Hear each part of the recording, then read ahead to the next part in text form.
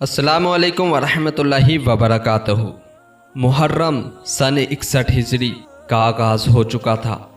حضرت امام حسین رضی اللہ تعالیٰ عنہ کوئز ذی حشم کے دامن میں پہنچ کر خیمہ زن ہوئے۔ حر بن یزید 1000 لشکر کے ساتھ ابن زیاد اور یزید کی طرف سے حضرت امام حسین کو گرفتار کرنے کے لیے بھیجا گیا تھا۔ حر بن یزید بھی ذی حشم میں آ پہنچا۔ اس وقت دوپہر کا وقت تھا، چلچلاتی ہوئی دھوپ تھی جس میں حر کے گھوڑے اور سارے سپاہی بہت زیادہ پیاسے ہو گئے تھے۔ حضرت امام حسین رضی اللہ تعالیٰ عنہ نے سب کو پانی پلوایا۔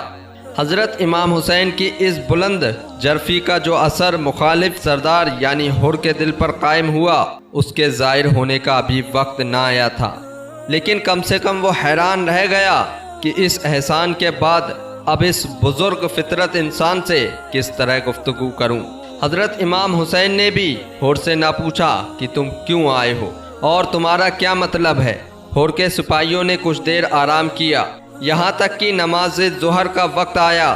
حضرت امام حسین نے حجاج بن مصروف جعفی کو اذان کا حکم دیا۔ اذان کے بعد آپ لشکر حر کے سامنے تشریف لائے اور حمد و ثنا کے بعد حر اور اس کی فوج کو فرمایا، اے لوگو، میں خدائے تعالیٰ کی بارگاہ میں اور تمہارے سامنے اپنی صفائی پیش کرنا چاہتا ہوں کہ میں تمہاری طرف اس وقت تک نہیں آیا جب تک کہ تمہارے خط میرے پاس نہیں آ گئے، اور تمہارے خطوں میں لکھا تھا، آپ ہماری طرف آئیے، ہمارا کوئی امام نہیں ہے، شاید خدائے تعالیٰ آپ کے ذریعے ہم لوگوں کو ہدایت پر جمع فرما دے۔ اب اگر تم لوگ اپنی بات پر قائم ہو تو میں آ ہی گیا ہوں۔ اگر تم عہد اور پیمانہ کر کے مجھے پورا اطمینان دلا دو تو میں تمہارے شہر چلوں، اور اگر تم ایسا نہیں کرتے اور میرا آنا تمہیں ناگوار ہے تو میں جہاں سے آیا ہوں وہیں واپس چلا جاؤں گا۔ یہ سن کر سب لوگ خاموش ہو گئے، کسی نے جواب نہ دیا۔ آپ نے مؤذن سے کہا، اقامت کہو، اور حر سے پوچھا، میرے ساتھ نماز پڑھو گے یا الگ؟ حر نے کہا، آپ نماز پڑھائیے، ہم آپ کے پیچھے نماز پڑھیں گے۔ سبھی لوگوں نے نماز ادا کی، دونوں طرف کے لوگوں نے امام کے پیچھے نماز پڑھی۔ اس کے بعد حضرت امام حسین اپنے خیمے میں تشریف لے گئے۔ حر اور اس کے سپاہی لشکر کے ساتھ اپنے خیموں میں پہنچ گئے۔ جب نماز عصر کا وقت ہوا تو حضرت امام حسین نے اپنے اصحاب کو حکم دیا کہ روانگی کی تیاری کرو۔ پھر امام حسین خیمے سے باہر تشریف لا کر نماز کا اعلان فرمایا، اور اسی صورت سے دونوں گروہوں نے آپ کے پیچھے نماز ادا فرمائی۔ نماز کے بعد آپ نے مجمع کی طرف رخ کیا اور حمد و صلات کے بعد فرمایا، اے لوگو، اگر تم تقوی اختیار کرو اور حقدار کا حق پہچانو تو اللہ تعالیٰ کی خوشنودی حاصل کرو گے۔ یقیناً ہم اہل بیت امت اسلامیہ کی فرما روائی کے ان لوگوں سے زیادہ مستحق ہیں جو آج اس منصب کے غلط دعوے دار ہیں اور مسلمانوں پر ستم ڈھاتے ہیں، لیکن اگر تم ہم کو ناپسند کرتے ہو اور ہمارے حق کا اقرار نہیں پہچانتے ہو اور تمہاری رائے اس کے خلاف ہو گئی ہے جو تمہارے خط اور تمہارے قاصدوں سے معلوم ہوئی تھی، تو میں واپس چلا جاؤں گا۔ اس کے بعد حر نے کہا، خدا کی قسم، ہمیں تو خبر بھی نہیں کہ وہ کس کے خط اور کون قاصد ہیں جن کا حوالہ آپ دے رہے ہیں۔ یہ سن کر حضرت امام حسین نے عقبہ بن سمعان سے فرمایا، لاؤ وہ تھیلے جن میں ان لوگوں کے خط بھرے ہوئے ہیں۔ عقبہ نے 2 تھیلے خط سے بھرے ہوئے لا کر آپ کے سامنے رکھ دیے۔ حر نے کہا، ہم ان لوگوں میں سے نہیں ہیں جنہوں نے آپ کو یہ خط لکھے ہیں، ہم کو تو یہ حکم دیا گیا ہے کہ جس جگہ بھی آپ مل جائیں ہم آپ کا ساتھ نہ چھوڑیں، یہاں تک کہ ابن زیاد کے پاس پہنچا دیں۔ حضرت امام حسین نے فرمایا، تمہاری موت اس سے زیادہ قریب ہے۔ پھر آپ نے ساتھیوں کو سوار ہو کر لوٹنے کا حکم دیا۔ حر نے مزاحمت کی اور آپ نے فرمایا، تیری ماں تجھے روئے، تو کیا چاہتا ہے؟ حر نے کہا، خدا کی قسم، اگر آپ کے علاوہ کوئی دوسرا عرب یہ بات کہتا تو میں اس کی ماں کو بھی ایسے ہی بد دعا دیتا، لیکن خدا کی قسم میں آپ کی والدہ ماجدہ کا ذکر احسان طریقے سے ہی کروں گا۔ حضرت امام علی مقام نے فرمایا، پھر آخر تم چاہتے کیا ہو؟ حر نے جواب دیا، میں آپ کو ابن زیاد کے پاس لے جانا چاہتا ہوں۔ حضرت امام حسین نے فرمایا، خدا کی قسم یہ نہیں ہوگا۔ حر نے کہا پھر باخدا آپ کو چھوڑوں گا بھی نہیں۔ یوں ہی 3 مرتبہ رد و بدل ہوئی۔ آخر میں حر نے کہا مجھے آپ سے لڑنے کا حکم نہیں دیا گیا ہے، مجھے صرف یہ حکم دیا گیا ہے کہ ساتھ ساتھ رہوں یہاں تک کہ آپ کوفہ پہنچ جائیں۔ اب اگر آپ کوفہ جانے سے انکار کرتے ہیں تو ایک ایسا راستہ اختیار کیجئے جو نہ کوفہ کی طرف جاتا ہو نہ مدینہ کی طرف۔ بس میرے اور آپ کے درمیان انصاف کا یہی ایک طریقہ ہے۔ اس درمیان میں ابن زیاد کو خط لکھ کر اس کی رائے معلوم کر لیتا ہوں۔ حضرت امام حسین کو حر کی یہ بات معقول معلوم ہوئی۔ حضرت امام حسین قادسیہ اور عزیب کے راستے سے بائیں سمت مڑ کر چلنے لگے اور حر بھی آپ کے ساتھ چلتا رہا۔ حضرت امام علی مقام کا کارواں چلتا رہا اور مقام بیضہ میں پہنچ کر آپ نے اپنے اور حر کے ساتھیوں کے سامنے ایک پرجوش خطبہ دیا، جس میں آپ نے فرمایا اے لوگو، ہمارے آقا صلی اللہ علیہ وسلم نے فرمایا کہ جو شخص کسی ایسے ظالم بادشاہ کو دیکھے جو ظلم و جور کرتا ہو، سنت رسول کی مخالفت کرتا ہو اور اللہ کے بندوں پر گناہ اور زیادتی کے ساتھ حکومت کرتا ہو، تو وہ شخص بقدر طاقت قولاً و فعلاً اس کو نہ بدلے تو اللہ تعالیٰ کو حق پہنچتا ہے کہ اس کو اس بادشاہ کی جگہ دوزخ میں داخل فرمائے گا۔ اس کے بعد موجودہ صورتحال پر تبصرہ فرماتے ہوئے ارشاد فرمایا لوگوں، تمہیں معلوم نہیں کہ بنی امیہ نے شیطان کی اطاعت اختیار کی اور اللہ کی اطاعت سے منہ پھیرا، ملک میں فساد برپا دیا ہے، حدود شرع کو معطل کر دیا ہے، مال غنیمت کو اپنے لیے مخصوص کر لیا ہے۔ اس صورت میں مجھ سے زیادہ کس پر یہ فرض عائد ہوتا ہے کہ وہ اصلاح کی کوشش کرے۔ میرے پاس تمہارے خط آئے اور قاصد پہنچنے کی تم نے بیعت کر لی ہے کہ تم مجھے بیار و مددگار نہ چھوڑو گے۔ بس اگر تم اپنی بیعت پوری کرو گے تو راہ راستہ پر پہنچو گے۔ میں علی اور فاطمہ بنت رسول اللہ صلی اللہ علیہ وسلم کا بیٹا حسین ہوں۔ میری شخصیت تم لوگوں کے لیے نمونہ ہے، اور اگر تم ایسا نہ کرو گے تو اپنا عہد اور میری بیعت توڑ دو گے تو واللہ یہ تمہاری ذات سے بعید اور تعجب انگیز فعل نہ ہوگا۔ تم اس سے پہلے میرے باپ اور میرے ابن کے ساتھ ایسا ہی کر چکے ہو۔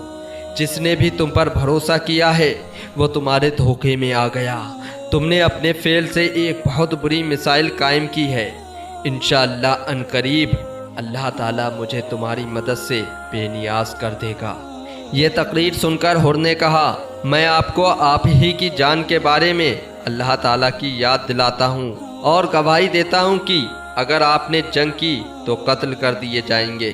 حضرت امام حسین نے فرمایا کیا تم مجھے موت سے ڈراتے ہو، اور کیا تمہاری شقاوت اس حد تک پہنچ گئی ہے کہ مجھے قتل کر دو گے؟ میں نہیں جانتا کہ تمہیں کیا جواب دوں۔ میں صرف وہی جواب دے سکتا ہوں جو اس کے چچا زاد بھائی نے اسے اس وقت دیا تھا جب وہ رسول اللہ صلی اللہ علیہ وسلم کی مدد کو جا رہے تھے، اور اس نے انہیں کہا تھا کہ تم کہاں جا رہے ہو؟ اگر تم رسول کی مدد کو نکلو گے تو قتل کر دیے جاؤ گے۔ اس پر انہوں نے یہ جواب دیا میں عنقریب اپنے مقصد کو پورا کروں گا، اور موت جواں مرد کے لیے باعث ننگ و عار نہیں، جبکہ اس کی نیت نیک ہو اور مسلمان رہ کر جہاد کرے۔ حر نے جب یہ تقریر سنی تو الگ ہٹ کر چلنے لگا۔ کاروان اہل بیت عجیب الحجانت پہنچا تو امام حسین اور حر کے لشکر نے ایک تیر کا فاصلہ درمیان میں چھوڑ کر الگ الگ قیام کیا۔ اسی اثنا میں کوفہ کے 4 آدمی گھوڑوں پر سوار وارد ہوئے، جن کے ساتھ ایک قوتل گھوڑا تھا۔ ترمہا ابن عادی ان کے رہبر تھے۔ حر جو حضرت امام حسین کی ہر نقل و حرکت کا نگراں تھا، آگے بڑھا اور امام سے کہا یہ کوفہ کے لوگ ہیں اور آپ کے ساتھیوں میں سے نہیں ہیں، اس لیے میں انہیں قید کر دوں گا یا کوفہ واپس کر دوں گا۔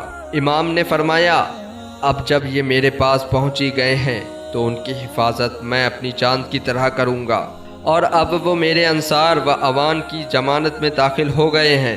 حر یہ سن کر خاموش ہو گیا۔ حضرت امام علی مقام نے ان سے اہل کوفہ کی کیفیت دریافت کی۔ مجمع بن عبداللہ عیزی نے کہا کہ کوفہ کے بڑے آدمیوں کو رشوتیں دی گئی ہیں اور مال و دولت سے پر کر دیا گیا ہے۔ اس لیے وہ سب آپ کے خلاف متحد ہو گئے ہیں۔ رہ گئے دوسرے لوگ تو ان کے دل آپ کی طرف ہیں مگر ان کی تلواریں آپ کے خلاف ہیں۔ پھر آپ نے قیس بن مسہر کا حال دریافت فرمایا۔ انہوں نے ان کی ضرورت، ایمانی اور شہادت کی تمام تفصیلات بیان کر دیں۔ قیس کی شہادت کا حال سن کر امام کی آنکھوں میں آنسو ڈبڈبانے لگے اور آپ نے قرآن پاک کی یہ آیت کریمہ پڑھی۔ ترجمہ کنز الایمان: اے اللہ، ہمیں اور ان کو نعمت بہشت عطا فرما اور ہمیں اور ان کو اپنی رحمت کے مستقر میں جمع فرما اور اپنے ثواب کے ذخیروں کا بہترین حصہ عطا فرما۔ ترما بن عادی نے بارگاہ امام علی مقام میں عرض کیا، حضور، حالات بہت نازک صورتحال اختیار کر گئے ہیں۔ میں چاروں طرف نظر دوڑاتا ہوں مگر مجھے آپ کے ساتھ چند آدمیوں کے سوا کوئی لشکر دکھائی نہیں دیتا۔ اگر ہر کے ساتھی جو آپ کے پیچھے لگے ہوئے ہیں آپ پر ٹوٹ پڑیں تو یہی کافی رہیں گے۔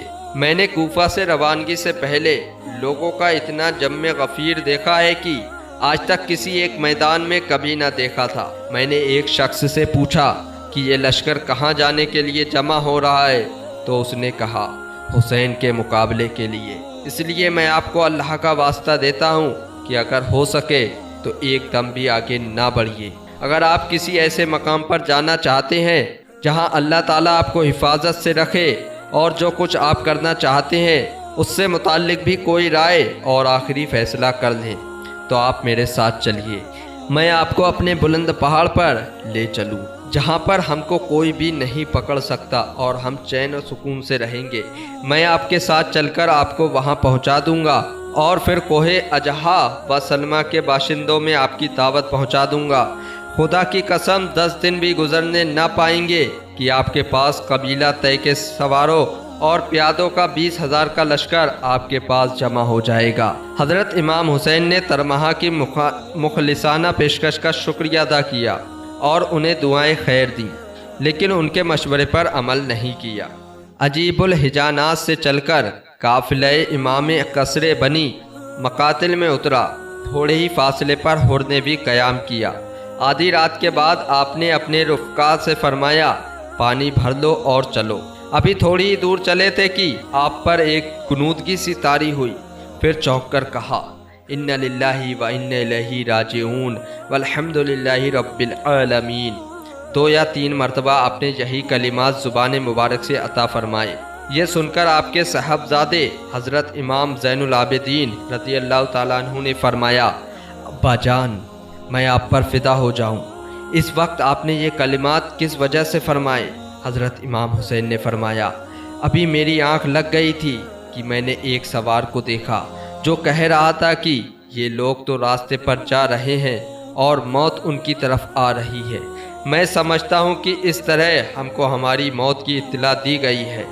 حضرت امام زین العابدین رضی اللہ تعالیٰ عنہ نے کہا، بابا جان، اللہ تعالیٰ آپ کو ہر بلا سے محفوظ رکھے۔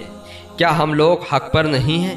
حضرت امام حسین نے فرمایا، اس خدائے بزرگ برتر کی قسم جس کی طرف سب کو لوٹ کر جانا ہے، ہم حق پر ہیں۔ بہادر فرزند نے کہا، جب ہم حق پر ہیں تو ہمیں موت کی کیا پرواہ ہے؟ حضرت امام علی مقام نے فرمایا، بیٹا، تمہیں خدائے تعالیٰ جزائے خیر دے۔ صبح ہوئی اور سب نے نماز فجر ادا کی۔ امام علی مقام کے کارواں نے آگے بڑھنا شروع کیا۔